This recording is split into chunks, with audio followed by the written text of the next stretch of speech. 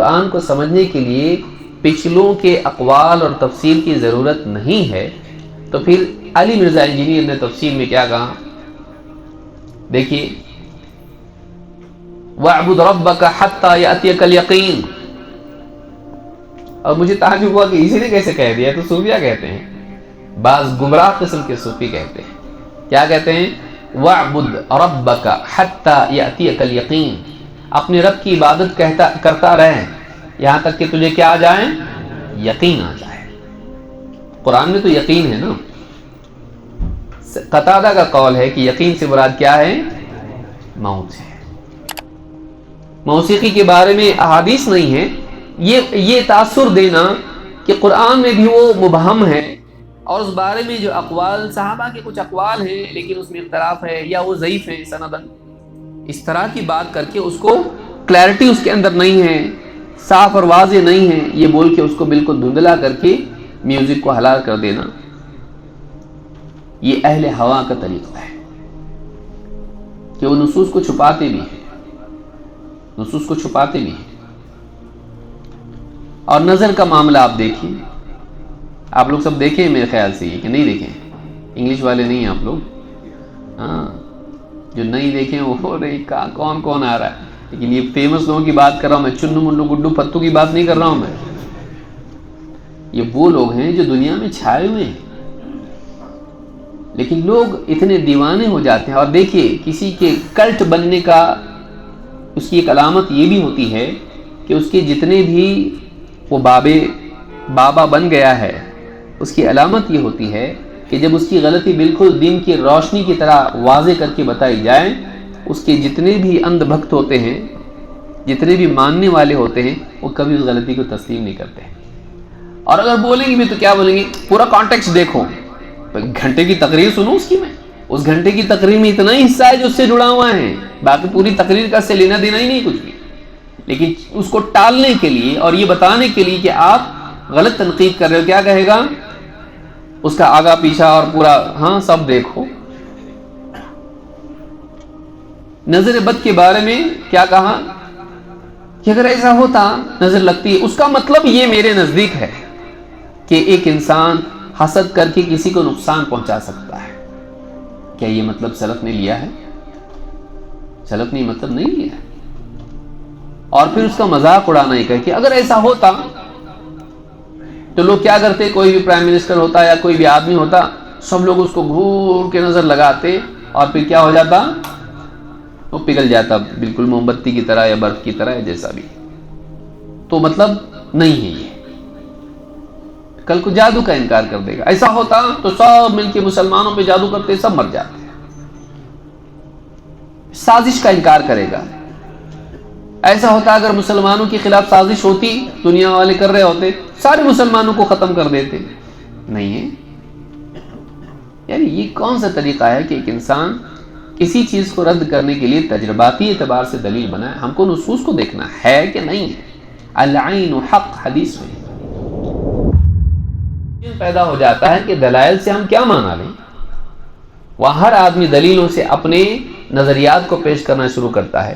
وہاں زیادہ ضرورت اس کی ہوتی ہے کہ پھر دلائل میں تعیین کے لیے، نصوص کے معنی کے لیے ہم سلف کی طرف دعوت دیں. پہلا آپ دور دیکھیں گے ہمارے ملک میں خاص طور سے، وہ دور تھا جس میں لوگ ایک دم اندھی تقلید میں پڑے ہوئے تھے. ہمارے علماء نے ٹھوک پیٹ کے کیا کیا؟ قرآن حدیث کیا، کیونکہ ان کو وہاں سے نکالنا تک کھینچ کے. اب اس کے بعد یہ دوسرا دور آیا جس میں اب سب قرآن حدیث بولنے لگے کہ نہیں بولے، سب دے رہے ہیں، مجبور ہے بھائی، کیا کریں گے، کوئی لیتا ہی نہیں اس کے بغیر.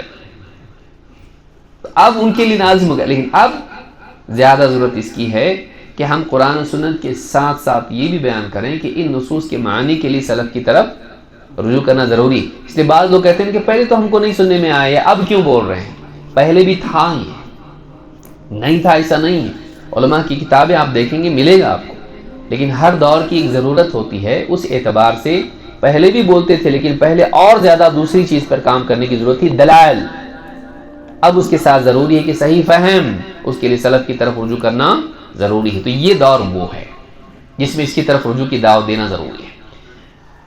نوجوانوں کے بارے میں اللہ کے نبی صلی اللہ علیہ وسلم کی حدیث ہے، آپ فرماتے ان اللہ لیعجب من الشاب لیست له صبوہ۔ امام احمد نے اس کو روایت کیا ہے، اللہ تعالیٰ ایسے نوجوان کو بہت پسند کرتا ہے۔ کیسے نوجوان کو؟ لیست له صبوہ، جس میں خواہشات کی طرف میلان نہ ہو، جس کے اندر خواہش پرستی کی طرف اس کا میلان نہ ہو۔ صبوہ کا مطلب کہتے علماء نے کہا میل الی الہوی، خواہش پرستی کی طرف اس کا ڈائیورژن نہ ہو۔ ایک ہے علم اور دوسرے ہے خواہش پرستی، دونوں چیزیں اپوزٹ ہیں۔ وَلَئِنِ اتَّبَعْتَ أَهْوَاءَهُمْ بَعْدَ الَّذِي جَاءَكَ مِنَ الْعِلْمِ مَا لَكَ مِنَ اللَّهِ مِنْ وَلِيٍّ وَلَا نَصِيرٍ۔ اللہ تعالیٰ نے قرآن کریم میں اکثر ایک طرف خواہش کو بیان کیا، ہوا، اور دوسری طرف علم کو بیان کیا، جو علم کا اپوزٹ ہے۔ خواہش کیا ہے اور علم کیا ہے؟ علم وہ علم ہے جو اللہ کی طرف سے آیا، وحی، اور خواہش کیا ہے؟ انسان کے اپنے فلسفے، اس کی اپنی چاہتیں، خواہشات، اور ہمیشہ سے اس کا ٹکراؤ رہے گا، علم اور خواہش پرستی۔ اسی لیے بدعتی کو کیا کہتے ہیں؟ بدعتیوں کو کیا کہتے ہیں؟ اہل ہوا۔ وہ علم سے آزاد ہو کر اپنی طرف سے فلسفے گھڑتے ہیں۔ اللہ تعالیٰ ایسے نوجوان کو بہت پسند کرتا ہے، لیست لہ صبوہ، جس کے اندر خواہشوں کی طرف خواہش پرستی نہ ہو، خواہشات کی طرف میلان نہ ہو، وہ علم کے تابع ہو کر چلتا ہو، وہ علم جو اللہ کی طرف سے آیا، وحی والا علم، صحیح علم۔ وَلَئِنِ اتَّبَعْتَ أَهْوَاءَهُمْ، اے نبی اگر آپ ان کی خواہشات کے پیچھے، ان کے گھڑے ہوئے فلسفوں کے پیچھے چلنے لگیں، بعد الذی جاءک من العلم، بعد اس کے کہ آپ کے پاس علم آ چکا ہے، ما لک من اللہ من ولی ولا نصیر، اللہ کے مقابلے میں نہ آپ کا کوئی مددگار ہوگا، نہ کوئی محافظ ہوگا، نہ مددگار ہوگا، نہ کارساز ہوگا، نہ مدد کرنے والا ہوگا۔ تو معلوم ہے کہ علم کی پیروی ضروری ہے۔ اسی لیے اللہ نے قرآن کریم میں دو چیزیں ہوتی ہیں، ایک ہوتا ہے لا علمی میں غلط راستے پر چلنا، اور دوسرا ہوتا ہے کہ جانتے بوجھتے غلط راستے کو چننا۔ لا علمی میں آدمی جب غلط راستے پر چلا جاتا ہے، اس کو کہتے ہیں ضلالہ، یہ گمراہی ہے۔ لیکن علم کے باوجود، حق کے واضح ہونے کے باوجود، جب آدمی خواہش پرستی کا شکار ہو کر غلط راستے کو چنتا ہے، اس کو کہتے ہیں غوایہ۔ اللہ تعالیٰ نے دونوں کو جمع کیا ہے اور نبی کی نفی کی ہے، نبی کے لیے، نبی صلی اللہ علیہ وسلم کی نفی کی ہے۔ کیا فرمایا سورہ نجم میں؟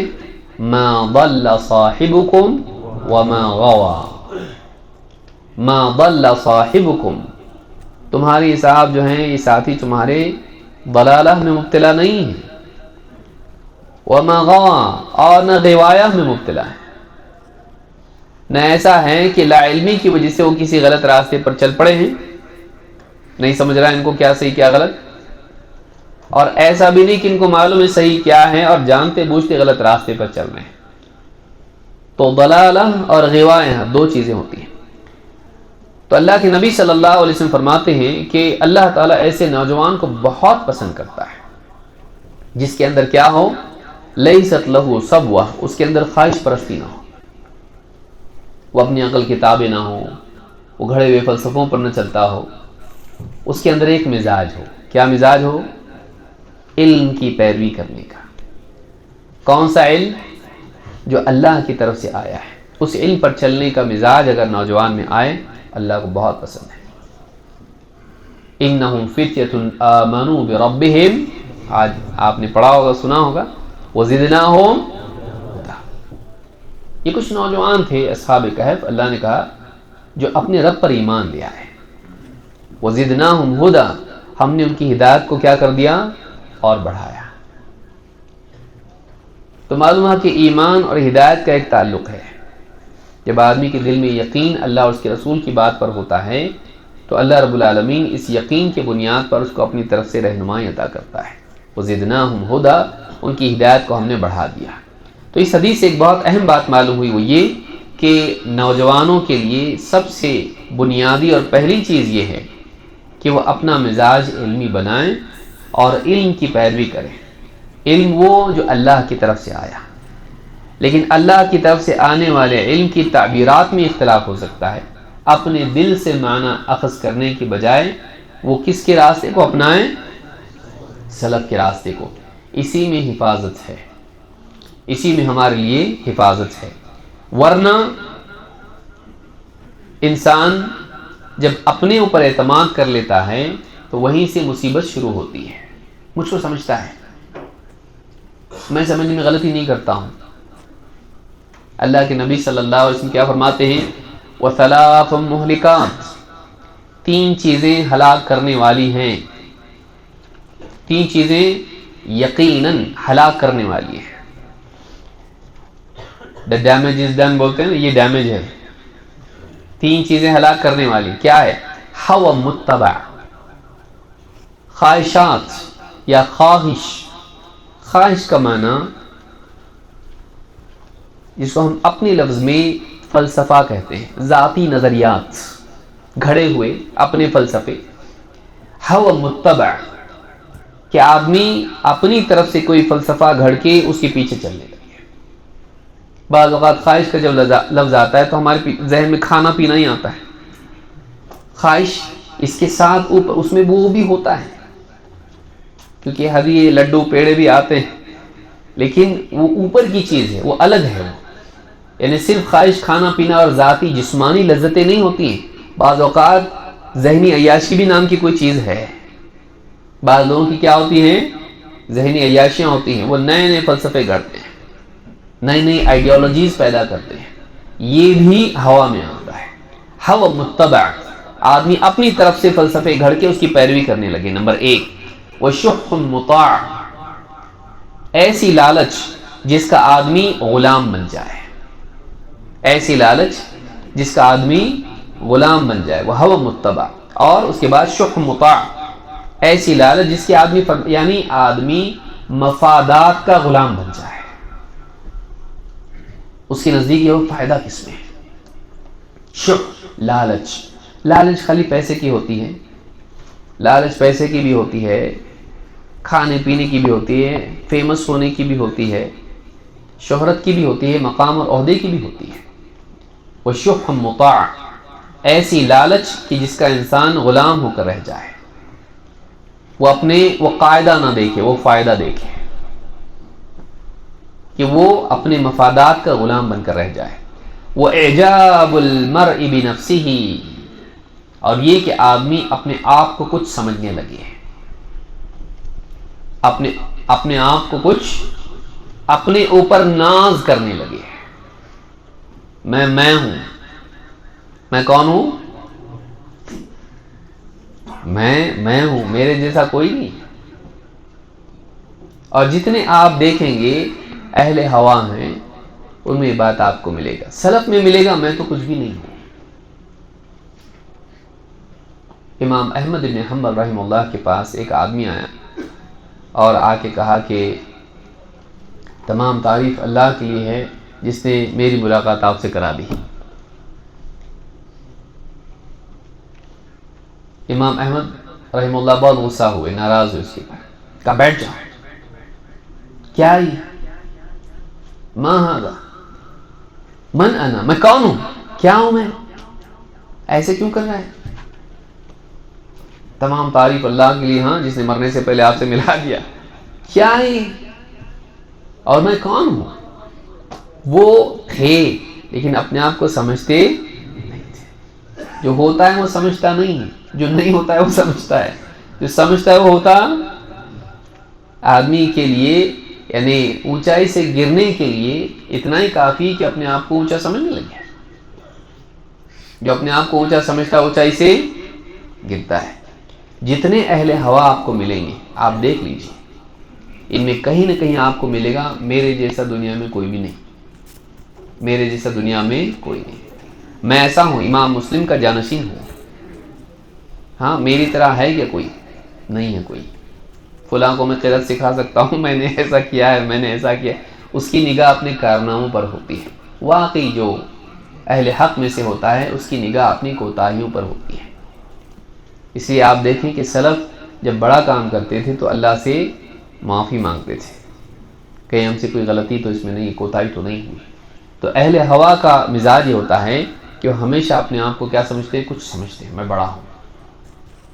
کہ ایسے لوگوں سے دور رہیں، ایسے لوگوں سے دور رہیں. امام الطبرانی نے اس کو اپنی کتاب الاوسط میں روایت کیا ہے، صحیح الجامع الصغیر حدیث نمبر 3039، حدیث حسن درجے کی ہے. تو یہ بھی ہے کہ اپنے آپ کو کچھ سمجھنا یہ فتنے کی شروعات ہے. کہ آدمی بعض اوقات نوجوانوں میں ہوتا ہے یہ چیز حق ہے، میں کسی عالم کی نہیں مانوں گا، میرے پاس دلیل ہے. بعض اوقات ہوتا ہے کہ اس کو خود دلیل سمجھ نہیں ہوتی ہے، وہ سمجھ نہیں رہا ہوتا ہے دلیل کیا ہے. دلیل کا سمجھنا بھی ضروری ہے. بہت سارے نصوص بظاہر دکھائی دیتا ہے کہ یہ یہی مطلب اس کا ہے، وہ نہیں ہوتا ہے.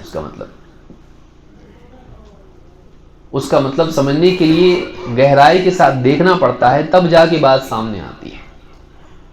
تو یہ سمجھنا کہ میں کچھ ہوں اور مجھے سمجھتا ہے، مجھے کسی اور کی ضرورت نہیں ہے. اس کی تشریح دیکھو، اس کی تشریح دیکھو. کیوں دیکھو؟ مجھے عربی آتی ہے، مجھے عربی آتی ہے، بس میرے لیے کافی ہے. اب مجھے تفاسیر پڑھنے کی ضرورت نہیں. بعض اوقات ایسا بھی ہوتا ہے کہ یہ ساری تفسیر وغیرہ کون؟ قتادہ کہہ رہے ہیں، مجاہد کہہ رہے ہیں، اور فلاں کہہ رہے ہیں، ابو العالیہ کا قول ہے، ابن زید کا قول ہے، ضحاک کہہ رہے ہیں، فلاں نے، اور اتنی ساری تفسیریں. کون پڑھے؟ عربی سیکھو، قرآن سمجھو. سلف کی جو تفسیر، بعض لوگوں نے تفسیر کے معاملے میں کہا، نعمان علی خان، آپ کیا سمجھتے ہیں؟ نام نہیں آئے گا. تفسیر کا ایک کریز ہوتا ہے. بلا شبہ قرآن کا گہرا علم حاصل کرنا ضروری ہے، لیکن یہ کہ ایک آدمی یہ کہنے لگے کہ اگر ہمیں پچھلوں کی تفسیروں میں اگر پڑھ جائیں گے تو تھوڑا سا لوگوں کے لیے کنفیوژن پیدا ہوگا، اس لیے ہم ان کو سب سے ہٹا کے موجودہ دور کے حساب سے تفسیر پیش کریں گے. گڑبڑ ہوگی، غلطی ہوگی. سلف کی تفسیر سے استفادہ کرنا ضروری ہے. ٹھیک ہے، اس میں ترجیحات ہوں گی، مفسرین نے بھی یہ کیا ہے کہ فلاں کا یہ قول ہے، فلاں کا قول ہے. جب تضاد ہو اور تعارض ہو اقوال میں، فَإِن تَنَازَعْتُمْ فِي شَيْءٍ فَرُدُّوهُ إِلَى اللَّهِ وَالرَّسُولِ، پھر دیکھا جائے گا کہ کتاب و سنت کے مفاہیم سے کیا زیادہ مطابقت رکھتا ہے قول، اس کو لیا جائے گا. جیسے فقہ میں ویسے تفسیر میں بھی ترجیح ہر جگہ ہوگی، تضاد اور اختلاف کی صورت میں. لیکن یہ کہ سرے سے آپ یہ کہیں کہ قرآن کو سمجھنے کے لیے پچھلوں کے اقوال اور تفسیر کی ضرورت نہیں ہے، تو پھر علی مرزا انجینئر نے تفسیر میں کیا کہا؟ دیکھیے، وَاعْبُدْ رَبَّكَ حَتَّى يَأْتِيَكَ الْيَقِينُ. اور مجھے تعجب ہوا کہ اسی نے کیسے کہہ دیا. تو صوفیہ کہتے ہیں، بعض گمراہ قسم کے صوفی کہتے ہیں، کیا کہتے ہیں؟ وَاعْبُدْ رَبَّكَ حَتَّى يَأْتِيَكَ الْيَقِينُ. اپنے رب کی عبادت کرتا رہیں یہاں تک کہ تجھے کیا آ جائیں؟ یقین آ جائے. قرآن میں تو یقین ہے نا. قتادہ کا قول ہے کہ یقین سے مراد کیا ہے؟ موت ہے. وَكُنَّا نُكَذِّبُ بِيَوْمِ الدِّينِ حَتَّى أَتَانَا الْيَقِينُ. ہم قیامت بدلے کے دن کو جھٹلاتے تھے یہاں تک کہ ہم کو یقین آ گیا، یعنی موت آ گئی. اس نے کہا یقین کا مطلب یقین، مجھے یقین آ گیا ہے، رب کی عبادت کر یہاں تک کہ تجھے یقین. تو یقین سے مراد یقین ہی لیا ہے. یقین سے مراد یقینی چیز موت ہے. موت کے بعد تو سبھی کو یقین آ جائے گا. لَقَدْ كُنْتَ فِي غَفْلَةٍ مِّنْ هَذَا فَكَشَفْنَا عَنْكَ غِطَاءَكَ فَبَصَرُكَ الْيَوْمَ حَدِيدٌ. یا اسی طرح سے جہنم میں کیا کہیں گے؟ اِنَّا مُوقِنُونَ. یقین آ گیا اللہ ہم کو واپس ربنا ہم کو واپس لوٹا دے. ابصرنا وسمعنا فرجعنا نعمل صالحا انا موقنون. وہاں یقین آ جائے گا ان کو، لیکن وہ مرنے کے بعد کی بات ہے، دنیا کی بات نہیں ہو. لیکن اس یہی مطلب لے لیا اس کا. ایسی کئی چیزیں ہیں. آدمی اگر سلف کے اقوال کو چھوڑ دے گمراہ ہو جائے گا، کچھ کا کچھ مطلب لے لے گا. تو یہ بہت ضروری ہے کہ آدمی چاہے وہ تفسیر ہو، جیسے مثال کے طور پر آپ دیکھیے نعمان علی خان ہیں. دو مسئلوں میں اب بہت سارے مسائل ہیں، لیکن دو مسئلے میں مثال کے طور پر ذکر کر رہا ہوں کہ ایک مثال کے طور پر میوزک کا مسئلہ، میوزک کے مسئلے میں کیا کہا؟ اس عالم سے بات کی، موراکو میں گئے، فلاں معلوم ہے کتنے علاقوں کے ذکر، اس سے ملا اس سے ملا. کتاب موجود ہے اس کے بارے میں، احادیث موجود ہے اس کے بارے میں. صحیح حدیثیں نہیں ہیں، صحیح حدیثیں موجود ہیں. اذا ظہرت القینات والمعازف وشربت الخمور، جب گانے والیاں ظاہر ہوں گی، موسیقی کے آلات ظاہر ہوں گے، شرابیں پی جائیں گی، اس وقت اللہ کا عذاب آئے گا. اور اس کے علاوہ کئی حدیثیں ہیں. نے کہا قرآن میں صرف ایک ہی ہے اور وہ لہو الحدیث کا ذکر آیا ہے، اس کی تفسیر میں اقوال ہیں اور معتبر نہیں ہیں. یہ حدیثیں کیا ہیں؟ ایک آدمی جب تفسیر کے میدان میں ہے، اس باب میں آئی ہوئی احادیث تفسیر کی کتابوں میں نہیں ہے. موسیقی کے بارے میں احادیث نہیں ہے. یہ تاثر دینا کہ قرآن میں بھی وہ مبہم ہے اور اس بارے میں جو اقوال صحابہ کے کچھ اقوال ہیں لیکن اس میں اختلاف ہے یا وہ ضعیف ہیں سندن، اس طرح کی بات کر کے اس کو کلیئرٹی اس کے اندر نہیں ہے، صاف اور واضح نہیں ہے، یہ بول کے اس کو بالکل دھندلا کر کے میوزک کو حلال کر دینا، یہ اہل ہوا کا طریقہ ہے کہ وہ نصوص کو چھپاتے بھی ہیں، نصوص کو چھپاتے بھی ہیں. اور نظر کا معاملہ آپ دیکھیں، آپ لوگ سب دیکھیں میرے خیال سے یہ کہ نہیں دیکھیں، انگلش والے نہیں ہیں آپ لوگ، ہاں جو نہیں دیکھیں وہ رہی کون کون آ رہا ہے. لیکن یہ فیمس لوگوں کی بات کر رہا ہوں میں، چنو منو گڈو پتو کی بات نہیں کر رہا ہوں میں. یہ وہ لوگ ہیں جو دنیا میں چھائے ہوئے ہیں، لیکن لوگ اتنے دیوانے ہو جاتے ہیں. اور دیکھیے کسی کے کلٹ بننے کا اس کی ایک علامت یہ بھی ہوتی ہے کہ اس کے جتنے بھی وہ بابا بن گیا ہے، اس کی علامت یہ ہوتی ہے کہ جب اس کی غلطی بالکل دن کی روشنی کی طرح واضح کر کے بتائی جائے، اس کے جتنے بھی اندھ بھکت ہوتے ہیں، جتنے بھی ماننے والے ہوتے ہیں، وہ کبھی اس غلطی کو تسلیم نہیں کرتے.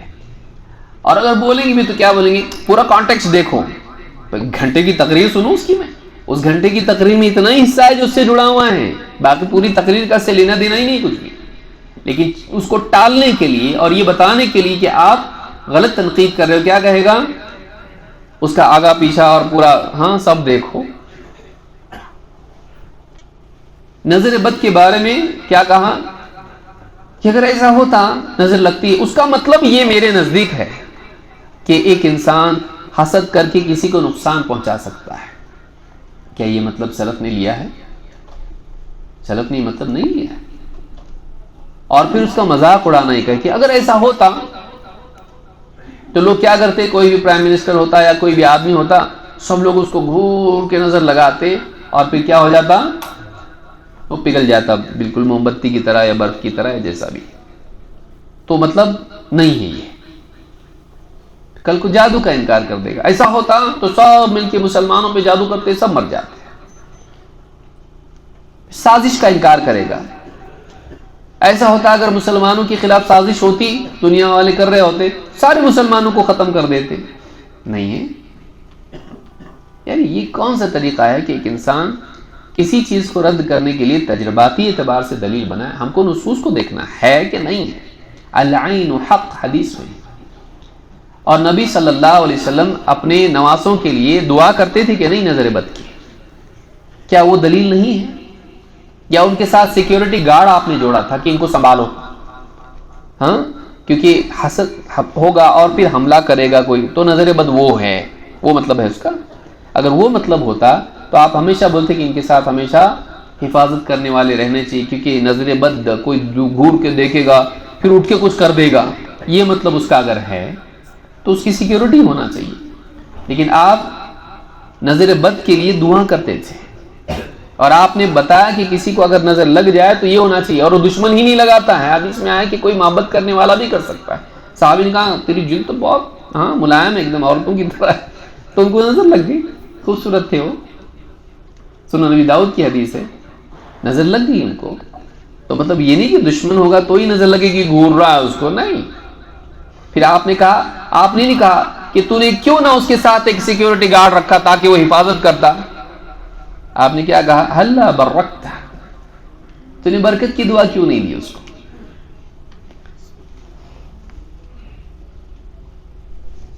تو نے برکت کی دعا کیوں نہیں کی اس کے لیے؟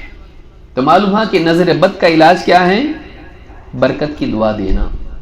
برکت کی دعا اگر دی جائے تو نظر نہیں لگتی ہے.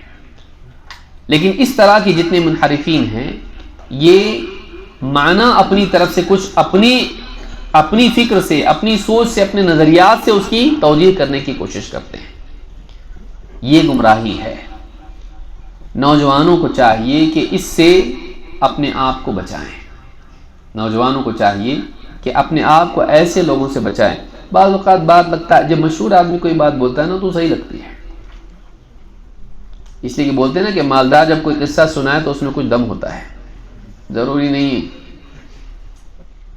مالدار کی جوک پہ سب ہنستے ہیں، چاہے سمجھ میں آئے یا نہ آئے.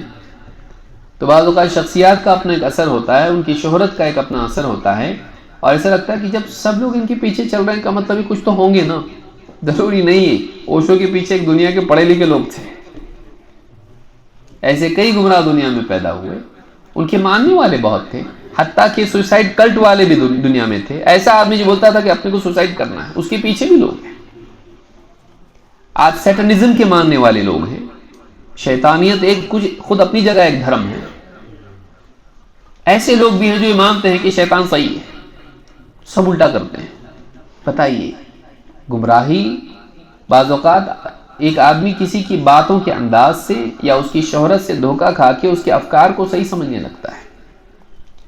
نوجوانوں میں اتنا زیادہ پیمانہ پہچاننے کا نہیں ہوتا ہے، اور اسی لیے اکثر نوجوان ان لوگوں کی باتوں میں آ جاتے ہیں، یا تو بولنے کا انداز اچھا ہوتا ہے یا شہرت ہوتی ہے.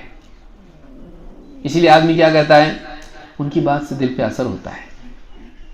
یہی تو خطرہ ہے. بعض اوقات ایک غلط آدمی ایسے انداز میں بولتا ہے کہ بات دل پر اثر کرتی ہے. اسی لیے ہم کہتے ہیں کہ ایک آدمی سنی ہے، اگر شیعہ کے امام باڑہ جو ان کا ہوتا ہے اس میں جا کے بیٹھے محرم کے مہینے میں، ان کے ساتھ یہ بھی روئے گا. وہ ایسا روتے ہیں اور ایسے قصے بیان کرتے ہیں کہ آدمی کو سن کے رونا آتا ہے. اور کیا فلموں میں نہیں روتے لوگ؟ فلمیں دیکھ کے روتے ہیں. وہ مر رہا ہے، نہیں مر رہا ہے، وہ نہیں مر رہا ہے، وہ اگلی فلم میں پھر آیا ہے، اور اس کو معلوم ہے یہ فکشن ہے، یہ جھوٹ ہے، ایسا ہوا نہیں ہے دنیا میں کہیں بھی. لیکن پھر بھی کیا ہے، خاص کر کے عورتیں روتی ہیں. انسان جھوٹ سے بھی موو ہوتا ہے، جھوٹ کا بھی اس کو اثر ہوتا ہے، جبکہ وہ جان رہا ہوتا ہے کہ یہ جھوٹ ہے. سوچئے انسان کتنا کمزور ہے. اس کو معلوم ہے جھوٹ ہے، ایسا نہیں ہوا، اور یہ سب فکشن ہے، یہ بس بناوٹی چیزیں ہیں. ان کو پیسے ملے رونے کے، مرنے کے پیسے ملے ان کو، لیکن پھر بھی وہ روتا ہے اس کے اوپر. ہم ایسے ہیں، بتائیے. تو دھوکے سے آدمی کا دل نہیں متاثر ہوگا؟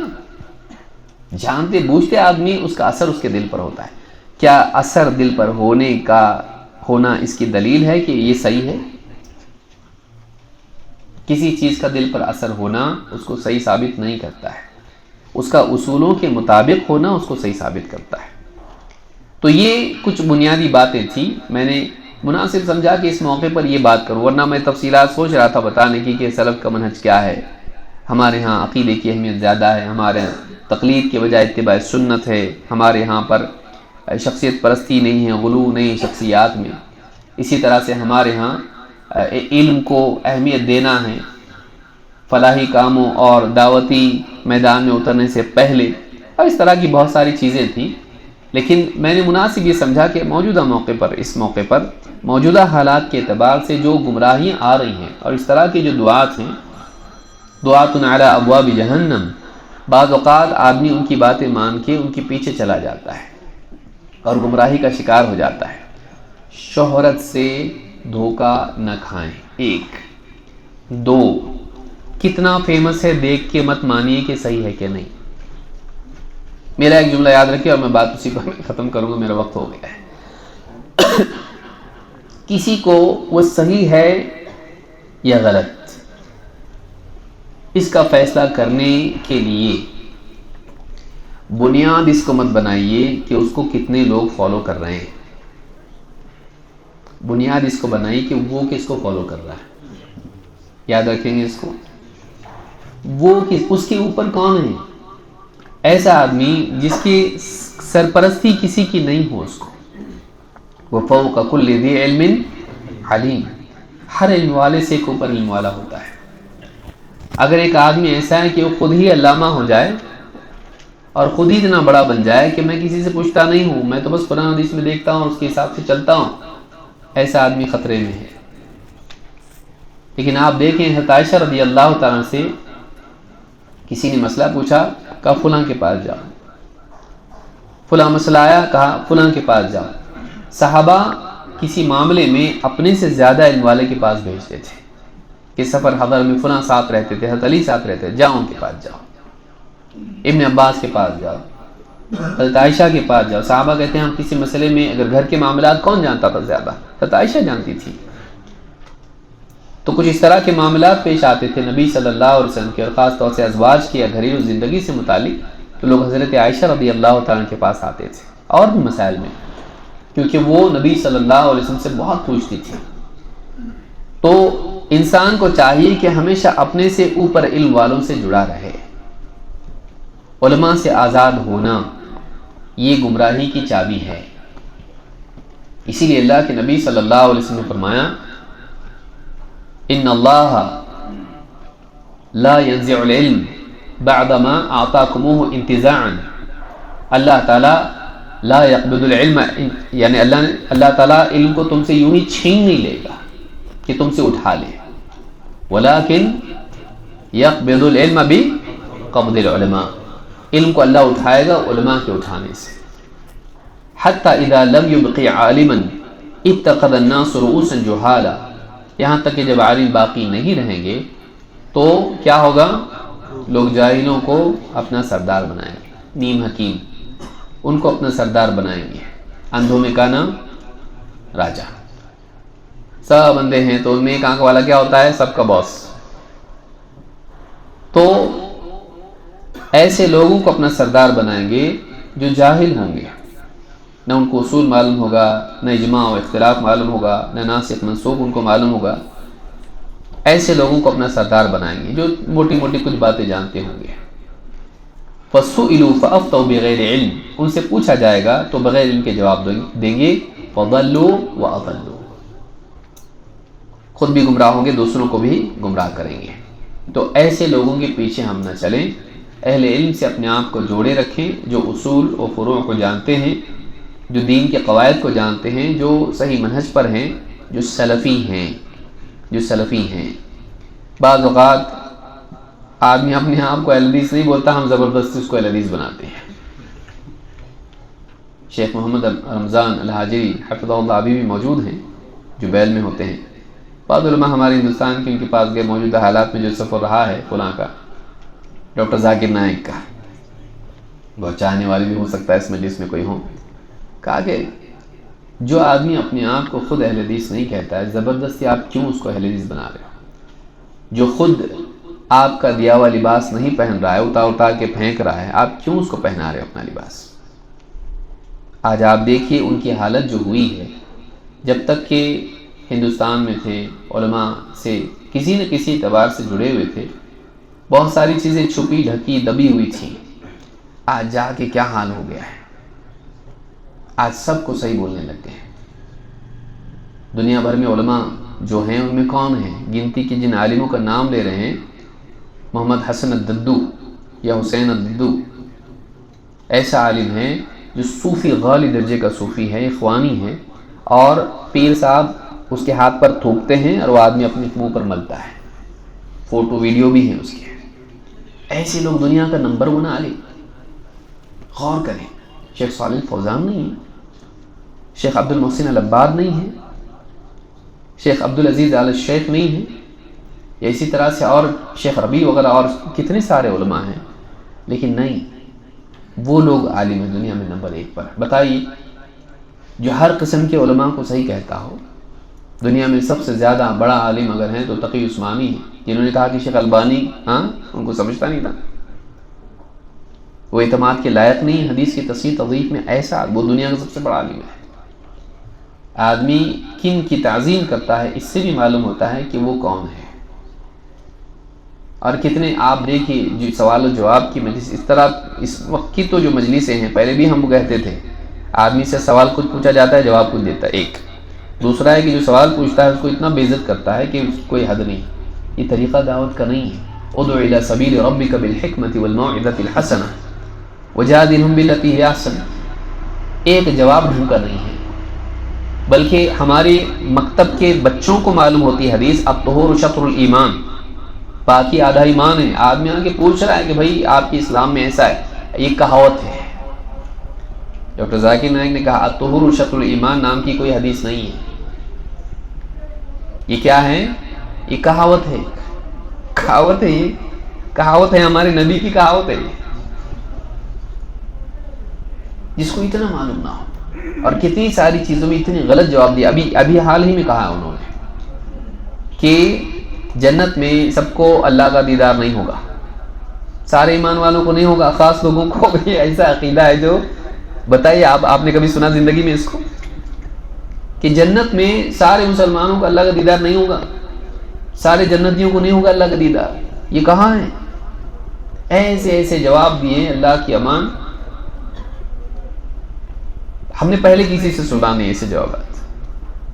ہر قسم کی باتیں کہیں، اللہ تعالیٰ سمجھ دے. ہم ان کے لیے بھی ہدایت کی دعا کرتے ہیں. جتنی بھی لوگ مشہور ہے، دل کہتا ہے کہ وہ غلطی نہ کریں، کہ لوگ ان کو اتنا فالو کرتے ہیں، تو آدمی غلطی نہ کرے تو کتنا اچھا ہے، کہ اس کی وجہ سے کئی لوگ گمراہ ہو جاتے ہیں، غلط افکار. اب آپ کسی سے کہو گے تو کہے گا نہیں ہوگا، ایسا کچھ تو ان کے پاس ہوگا جو علماء کو بھی نہیں معلوم ہے. ہاں، حبک الشیء یعمی ویصم. کسی کی محبت آپ کو اندھا بہرا بنا دیتی ہے. نہیں ہونا ایسا. علم علم علم، دلیل، حق، سلف بہت ضروری. اللہ تعالی ہم سب کو سمجھ دے اور اس دور میں علماء سے جڑے رہیں، علم حاصل کرتے رہیں اور سلف کے منہج کو پکڑے رہیں. اور اس بارے میں اور بھی باتیں تھیں لیکن میں سمجھتا ہوں وقت نہیں ہے. صحابہ کے بارے میں کچھ باتیں جو چلیے بول ہی دیتا ہوں، جب اتنا ہے معلوم نہیں پھر کب ملاقات ہو. علی مرزا جو کہتا ہے کہ علماء چھپاتے ہیں، میں علماء کی تناظر میں اس کو کہہ رہا ہوں. یہ کہتا علماء چھپاتے ہیں، اور ہمارے بعض نوجوانوں سے بھی بات سننے میں آتی، وہ ایسی باتیں بیان کرتا ہے جو علماء نہیں بیان کرتے ہیں. اور ایک تاثر وہ یہ دیتا ہے کہ علماء چھپاتے ہیں. علماء چھپاتے نہیں ہیں، لیکن علم کسی کے سامنے کوئی بات بیان کرنے کی ہوتی، کسی کے سامنے بیان کرنے کی نہیں ہوتی ہے. اسی لیے اللہ کے نبی صلی اللہ علیہ وسلم نے جو لا الہ الا اللہ کی فضیلت والی حدیث ہے معاذ بن جبل سے بیان کی. انہوں نے کہا کہ کیا میں لوگوں کو اس کی خوشخبری نہ سنا دوں؟ تو آپ نے کیا کہا؟ لا تبشرهم فیتکلوا. ان کو مت سنا ورنہ وہ اسی پر تکیہ کر لیں گے. تو آپ دیکھیں کہ اس حدیث میں بات ملتی ہے کہ کچھ باتیں کسی وقت کے لیے لوگوں سے روک کے رکھنا بھی ضروری ہوتا ہے اگر ان میں عملی کمزوری یا دینی کمزوری آ سکتی ہو اس بات کے سننے کی وجہ سے، جبکہ وہ صحیح بات ہو. تو اس طرح سے ہو سکتا ہے. علماء صحابہ کے اختلافات کو چھپاتے ہیں نہیں. آج تک کتابوں میں نہیں ہو، مدارس میں وہ کتابیں پڑھائی نہیں جاتی ہیں، تاریخ پڑھائی نہیں جاتی صحابہ کی. وہ اختلافات تذکرے میں نہیں آتے ہیں. آتے ہیں کن کے؟ جنہوں نے اسلام کے فنڈامنٹلز سیکھ لیے ہیں، اور وہ جو مدرسے میں پڑھ رہے ہیں طلبہ ہیں ان کو بتایا جاتا ہے. اس کو وہ ایک نسل سے دوسری نسل میں منتقل ہوتا رہتا ہے، لیکن عوام میں اس کو نہیں بیان کیا جاتا، اس لیے کہ عوام ویسے بھی ٹوٹے پھوٹے ہیں. اگر صحابہ کے بارے میں دل میں بدگمانیاں آ جائیں اور اس کو صحیح ہینڈل نہ کر سکے تو ہو سکتا ہے کہ دین کے بارے میں شک میں پڑ جائیں. جنہوں نے صحابہ ہی تو تھے جنہوں نے دین کے بارے میں یہ کیا اور وہی غلط تھے، ایسا اگر اس کے دماغ میں آ جائے، ان میں آپس میں اختلاف ہو گئے اور ان کو گمراہ مان لینا نعوذ باللہ، تو ایسا آدمی خود گمراہ ہو جائے گا. تو ایسی بات ان کے سامنے تب تک بیان نہ کی جائے جب تک کہ ان کو بنیادی چیزیں نہ آئیں. پیشہ پاخانہ لوگوں کو نہیں معلوم اس کے مسائل، اور ان کو آپ صحابہ کے اختلاف بتا رہے، اس کا حاصل کیا ہے؟ سوال یہ ہے کہ آپ کوئی چیز لوگوں کے سامنے بیان کر رہے ہوں، اس کا پرپس کیا ہے؟ آپ غور کریں. علی مرزا جو اختلافات صحابہ کے بیان کرتا ہے، حضرت معاویہ کی شان میں گستاخیاں کرتا ہے، اس کا پرپس کیا ہے؟ مقصد کیا ہے؟ جب لوگوں میں اختلافات ہوتے ہیں تو اس کو کیسے پیش کیا جائے؟ ایک کو مجروح کریں. اور اختلافات اچھے لوگوں میں نہیں ہوتے. کیا اللہ تعالیٰ نے فرمایا وَنَزَعْنَا مَا فِي صُدُورِهِم مِّن غِلٍّ اخوانا علی سرر متقابلین، کہ اہل حق کے درمیان بھی اختلاف ہو سکتا ہے، دلوں میں ناراضگیاں ہو سکتی ہیں، ہم وہ نکال دیں گے جنت میں۔ اللہ نے جنتیوں کے بارے میں کہا، معلوم ہے کہ دنیا میں ان میں ناراضگیاں تھیں، تو ایسا ہو سکتا ہے۔ لیکن عجیب بات آپ دیکھیے، حضرت علی رضی اللہ تعالیٰ کا ایک قول ہے، حدث الناس بما يعرفون اتحبون ان يكذب اللہ ورسولہ، یہ کہاں حدیث ہے؟ آپ لوگ جان رہے ہیں؟ ہاں، صحیح بخاری میں ہے۔ حدث الناس بما يعرفون، لوگوں کے سامنے وہی باتیں بیان کرو جو وہ سمجھ سکتے ہوں، جو وہ اس کو ہضم کر سکیں، جس کو ہم اپنی زبان میں کہہ سکتے ہیں، جو ان کی سمجھ میں آ سکے۔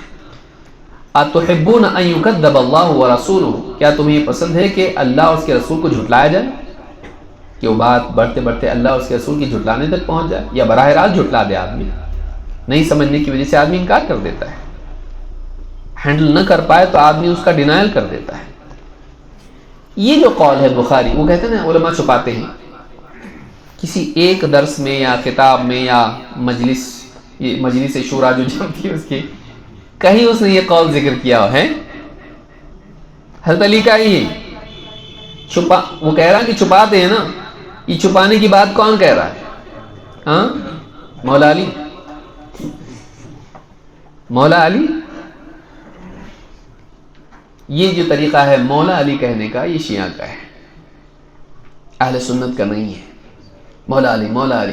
ایک نے مجھ سے کہا، آپ کو میں سنتا تھا، کس نے یاد نہیں، مجھ کو کسی نے بیان میسج کیا، آپ کو سنتا تھا اور آپ پہلے بہت ٹھیک تھے، لیکن آپ نے جو کہا کہ مولا علی، یہ بولنا صحیح نہیں ہے، سلف کا طریقہ نہیں ہے، تو یہ جو ہے آپ ایسا دوہرا، یہ کیوں؟ حدیث میں آیا ہے نا، یہ اللہ کے نبی صلی اللہ علیہ وسلم کہا، من کنت مولا فعلی مولا۔ تو جب حدیث میں آیا، ابن ماجہ کی روایت اور بھی کتابوں میں ہے، تو آپ اس کو نہیں مانتے کیا؟ یہ دوہرا پن کیوں؟ معذرت، بس بات ختم کر رہا ہوں۔ تو میں نے میسج میں ان کو کہا کہ اصل میں بات یہ ہے کہ آپ کو اس پہ غور کرنا چاہیے، علی مرزا نے یا آپ نے یا جو بھی لوگ اس طرح کے ہیں، مولا رسول کیوں نہیں کہا؟ بھئی یہ ڈبل سٹینڈرڈز کیوں؟ من کنت مولاہ فعلی مولاہ، پہلے مولا کا لفظ کس کے لیے؟ رسول صلی اللہ علیہ وسلم کے لیے۔ تو آپ علی مولا کہہ رہے ہیں، مولا رسول کیوں نہیں کہہ رہے ہیں؟ کبھی کہا؟ تو یہ ڈبل سٹینڈرڈز کیوں؟ سمجھ میں آ رہی بات؟ کہ جب ان کو مولا بنایا جا رہا ہے، وہ تو نبی کی وجہ سے بنایا جا رہا ہے، تو من باب اولا آپ کو بولنا چاہیے مولا رسول۔ کبھی کہا علی مرزا نے؟ نہیں۔ تو آپ کیوں نہیں کہہ رہے اس کو؟ اور کیا سلف میں سے حضرت علی کے گھر میں کوئی بولتا تھا مولا علی؟ کوئی نہیں بولتا۔ اس طرح کے القاب استعمال کرنا، خاص کر کے جو اہل بدعت کرتے ہیں، اس سے ہم کو بچنا چاہیے۔ یہ بات ہم مانتے ہیں کہ یہاں پر محبت کے اعتبار سے بات آئی ہے، بعض نے تضعیف کی اس کی، لیکن بعض نے کہا کہ صحیح حدیث ہے، اور اس طرح کی کئی روایت بھی ہیں کہ جس سے جو مجھ سے محبت کرتا ہے وہ علی سے بھی محبت کرے گا، یہ معنی اس کا ہے۔ لیکن اہل بدعت شیعہ اس کو مولا کس معنی میں استعمال کرتے ہیں؟ ہمارے کاموں کا، یا علی مشکل کشا، اس طرح سے وہ لوگ اس کو مانتے ہیں، تو ہم اس معنی میں اس کو مانتے نہیں ہیں۔ تو یہ جو باتیں ہیں چھپانے کی، حضرت علی کا جو قول ہے یہ خود حضرت علی کا قول ہے، لیکن اس کو اس نے چھپایا، آج تک نہیں بیان کیا، کیونکہ اس میں کیا بات ہے؟ لوگوں کے سامنے ساری باتیں بیان مت کرو، جتنا سمجھ میں آتا ہم اسی پر تو عمل کر رہے ہیں، کہ صحابہ کی باتیں، اختلافات وہ بیان کرو جو لوگ ہضم کر پائیں، جو نہیں ہضم کر سکتے اس کو بیان مت کرو، ان کے دلوں میں خرابی آ سکتی ہے۔ تو دیکھیے آج آدمی علماء پر تنقید کر رہا ہے کہ وہ چھپاتے ہیں، جبکہ وہ خود چھپا رہا ہے حضرت علی کا قول، جن کی سب سے زیادہ تائید کی بات وہ کرتا ہے۔